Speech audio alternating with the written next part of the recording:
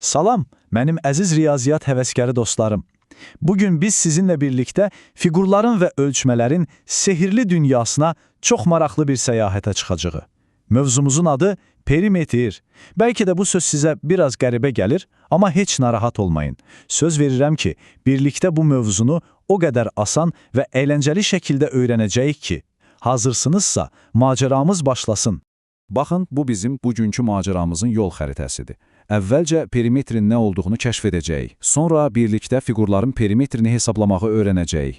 Riyaziyyatın bizə təqdim etdiyi asan yolları, yəni düsturları mənimsəyəcəyik. Çox vacib bir qayda ilə tanış olacaq və ən maraqlısı, perimetrin bizim gündəlik həyatımızda harada lazım olduğunu görəcəyik. Sonda isə öyrəndiklərimizi bir daha təkrarlayıb möhkəmləndirəcəyik. Yaxşı, gəlin ilk addımımızı ataq. Görəsən bu biraz fərqli səslənən perimetr sözünün mənası nədir? Bu nə deməkdir? Gəlin birlikdə bu sirrin üstünü açaq. Və budur cavabımız. Perimetr, çox sadə dildə desək, bir fiqurun kənarlarının, yəni sərhədlərinin tam uzunluğudur. Məsələn, otağınızdakı pəncərənin çərçivəsini düşünün. O çərçivənin tam uzunluğu həmin pəncərənin perimetridir. Yaxud, məktəbin həyətindəki futbol meydançasının ətrafına çəkilmiş ağ xətti gözünüzün önünə gətirin. Həmin xəttin başından başlayıb, bütün meydançanı fırlanıb yenidən başladığınız yerə qayıtsanız, getdiyiniz yolun uzunluğu meydançanın perimetri olacaq. Başqa sözlə, bir fiqurun bütün tərəflərinin uzunluğunu bir-bir toplasaq, onun perimetrini tapmış olarıq. Gəlin bunu daha da aydın təsəvvür edək. Masanın üstündəki dəftərinizi götürün. İndi gözlərinizi yumun və düşünün ki, balaca bir qarışqa dəftərin bir küncündən hərəkətə başlayır. O, heç bir yeri kəsmədən, ancaq dəftərin kənarları ilə səliqə ilə addımlayır. Bütün kənarları gəzir və nəhayət başladığı ilk küncə geri dönür. Bax, bu balaca qarışqanın getdiyi bütün yolun ümumi uzunluğu həmin dəftərin perimetridir. Yəni perimetr, fiqurun ətrafında tam bir dövrə vurmaq kimidir. İndiki perimetrin nə olduğunu tam başa düşdük, nəzəriyyədən praktikaya keçməyin vaxtı çatdı. Gəlin onu hesablamağı öyrənək. Bu bizim səyahətimizin ən maraqlı və əyləncəli hissəsidir. Xətkeşlərimizi və qələmlərimizi hazırlayaq, çünki əsl riyaziyyatçı kimi işə başlayırıq. Hansı fiqurla qarşılaşmağımızdan asılı olmayaraq, istər 3 bucaqlı olsun, istərsə də 5 bucaqlı, perimetri tapmaq üçün universal bir yolumuz var. Cəmi 4 sadə addım. Birinci addım. Fiqura diqqətlə baxırıq, onun neçə tərəfi olduğunu sayırıq. İkinci addım. Onun hər bir tərəfinin uzunluğunu bilməliyik. Əgər tərəflərin uzunluqları yazılıbsa, əla. Yazılmayıbsa, xətkeşimizi götürüb ölçürük. Üçüncü və ən vacib addım. Tapdığımız bütün bu uzunluqları bir-birinin üzərinə gəlirik, yəni hamısını toplayırıq. Və dördüncü addım, vəssalam, aldığımız cavab elə fiqurun perimetridir. Gördünüz, bu qədər asandır. Gəlin bir nümunə üzərində birlikdə işləyək. Təsəvvür edin ki, qarşımızda bir üçbucaq var. Bir tərəfinin uzunluğu 5 sm, ikinci tərəfi 6 sm, üçüncü tərəfi isə 7 sm-dir. Onun perimetrini tapmaq üçün nə etməliyik? Bəli, qaydamıza uyğun olaraq sadəcə bu 3 ədədi toplamalıyıq. Gəlin birlikdə toplayaq.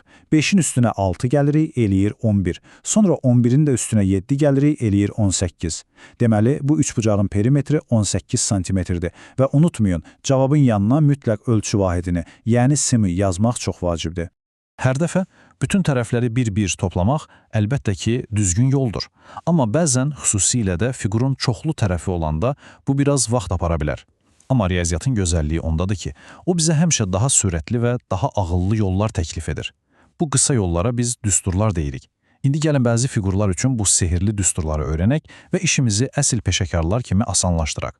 Gəlin düzbucaqlı ilə başlayaq. Hamımız bilirik ki, düzbucaqlının çox gözəl bir xüsusiyyəti var. Onun qarşı tərəfləri həmişə bir-birinə bərabər olur. Yəni, onun iki eyni uzunluğu və iki eyni eni var. Biz bütün bu 4 tərəfi ardıcıl toplaya bilərik. Uzunluq, üstəgəl n, üstəgəl bir də uzunluq, üstəgəl bir də n. Bu uzun yoldur. Amma biraz düşünək. 2 dənə eyni uzunluğu toplamaq elə həmin uzunluğu 2-yə vurmaq deyilmi? Əlbəttə, eyni ilə 2 dənə eyni eni toplamaq da eni 2-yə vurmaq deməkdir. Deməli, daha asan bir yolumuz var. Uzunluğu 2-yə vururuq, eni də 2-yə vururuq və sonda aldığımız cavabları toplayırıq. Düsturumuz belədir. P bərabərdir, 2 vurulsun A, üstəgəl 2 vurulsun B. Gəlin bu düsturun necə işlədiyini real bir nümunədə görək. Tutaq ki, riyaziyyat kitabımızın uzunluğu 20 sm, eni isə 15 sm-dir. Düsturumuza görə əvvəlcə gəlin uzun tərəflərin cəmini tapaq. 2-ni vururuq 20-yə, cavab alınır 40 sm. Sonra qısa tərəflərin, yəni enlərin cəmini tapaq. 2-ni vururuq 15-ə, bu da eləyir 30 sm. Sonda isə bu iki cavabı toplayırıq. 40-ın üstünə 30 gəlirik, cavabımız 70 sm. Gördünüzmü, düsturla hesablamaq nə qədər rahat və səliqəli oldu. İndi isə gəlin kvadrat haqqında düşünək. Kvadrat çox özəl bir fiqurdur. Onun ən vacib xüsusiyyəti nədir? Bəli, onun bütün 4 tərəfi də bir-birinə tamamilə bərabərdir. Bəs sizcə, belə xüsusi bir fiqur üçün daha da asan, daha da qısa bir düstur tapmaq mümkündür? Bir anlıq düşünün. Əgər bütün tərəflər eynidirsə, işimiz daha da asanlaşmalıdır, elə deyilmi? Əlbəttə ki, mümkündür.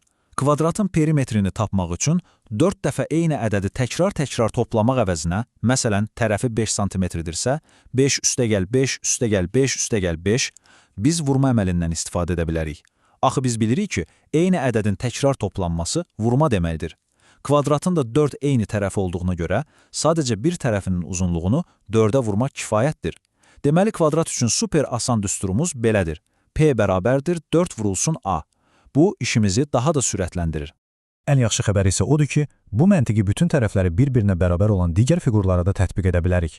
Riyaziyyatda belə fiqurlara düzgün çoxbucaqlı deyilir. Məsələn, bütün 5 tərəfi də eyni olan bir 5 bucaqlının perimetrini tapmaq istəyiriksə, nə edirik? Bir tərəfinin uzunluğunu sadəcə 5-ə vururuq. Əgər bütün 6 tərəfi bərabər olan bir 6 bucaqlıdırsa, bir tərəfin uzunluğunu 6-ya vururuq. Qayda çox sadədir. Perimetr bərabərdir fiqurun tərəflərinin sayı, vurulsun bir tərəfin uzunluğu. Dostlar, indi isə səyahətimizin çox vacib bir dayanacağına gəlib çatdıq. Perimetri hesablayarkən diqqətli olmalı olduğumuz bir qızıl qayda var. Bu qaydanı bilsək, heç vaxt səhv etmərik. Amma əgər bu qaydaya əməl etməsək, bütün hesablamalarımız səhv alına bilər. Gəlin bu vacib qayda ilə yaxından tanış olaq. Bax, bu cümləni heç vaxt unutmayın. Bu, riyaziyyatın ən önəmli qaydalarından biridir. Bir fiqurun tərəflərini toplamadan əvvəl mütləq onların hamısının eyni ölçü vahidində olduğundan əmin olmalıyıq. Yəni, ya hamısı santimetr olmalıdır, ya hamısı metr, ya da hamısı millimetr. Biz heç vaxt alma ilə armudu toplaya bilmədiyimiz kimi, metr ilə santimetri də birbaşa toplaya bilmərik. Bu, bizim qızıl qaydamızdır. Bu qaydaya əməl etmək üçün biz bəzən ölçü vahidlərini bir-birinə çevirməliyik. Gəlin, ən çox istifadə etdiyimiz vahidləri birlikdə xatırlayaq. Hamımız bilirik ki, 1 metr 100 santimetrə bərabərdir. Məsələn, sinif otağının qapısının hündürlüyü təxminən 2 metr, yəni 200 santimetrdir. Daha uzun məsafələr üçün kilometrdən istifadə edirik. 1 kilometr isə 1000 metrə bərabərdir. Bu, məsələn, evinizdən məktəbə qədər olan yolun uzunluğu ola bilər. Bu çevirmələri yaxşı bilmək bizə məsələləri həll edərkən çox kömək edəcək. Yaxşı, gəlin bir məsələyə baxaq. Təsəvvür edin ki, bir bağın iki tərəfini ölçmüşük. Bir tərəfi 2 metr, digər tərəfi isə 150 santimetrdir. Sual belədir. Biz bu iki tərəfin ümumi uzunluğunu tapmaq üçün sadəcə 2 ilə 150-ni toplaya bilərikmi? Bir anlıq dayanıb düşünün, qızıl qaydamızı xatırlayın. Sizcə cavab nədir? Əlbəttə ki, yox. Afərin. Çünki ölçü vahidləri fərqlidir. Biri metrdir, digəri isə santimetr. Onları birbaşa toplasaq, çox böyük bir səhv etmiş olarıq. Qızıl qaydamız bizə deyir ki, əvvəlcə vahidləri eyniləşdirməliyik. Gəlin metrləri santimetrə çevirək. 1 metr 100 santimetr olduğuna görə 2 metr 2 vurulsun 100, yəni 200 santimetrdir. Super! Artıq hər iki ölçümüz də santimetrlərdir. 200 santimetr və 150 santimetr. Bax, indi onları rahatlıqla toplaya bilərik.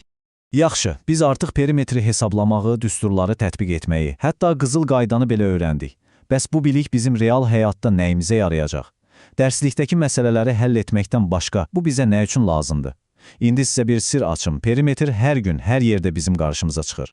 Məsələn, təsəvvür edin ki, həyətinizə güllər əkmisiniz və onların ətrafına balaca, gözəl bir hasar çəkmək istəyirsiniz.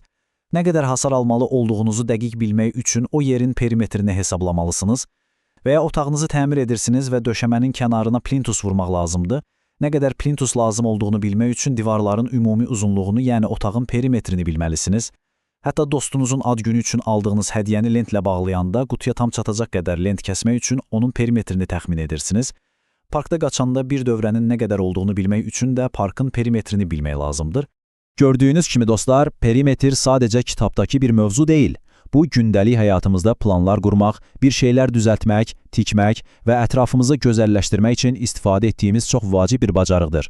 Memarlar evləri dizayn edərkən, dərzilər parça kəsərkən, bağbanlar bağ salarkən, hamısı bu və ya digər şəkildə perimetr anlayışından istifadə edirlər.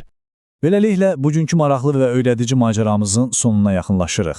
Gəlin bir anlıq dayanaq və birlikdə keçdiyimiz bu yola nəzər salaq, görək bu gün nələri kəşf etdik və bilik çantamıza hansı yeni məlumatları yığdıq. Bu gün biz öyrəndik ki, perimetr bir fiqurun sərhədlərinin ümumi uzunluğudur, yəni onun ətrafındakı yoldur. Onu tapmağın ən sadə yolu bütün tərəfləri toplamaqdır. Biz həmçinin işimizi asanlaşdıran xüsusi düsturlar da öyrəndik. Məsələn, düzbucaqlı və kvadrat üçün. Ən vacib qızıl qaydanı da heç vaxt unutmayacağıq. Bütün ölçülər mütləq eyni vahiddə olmalıdır.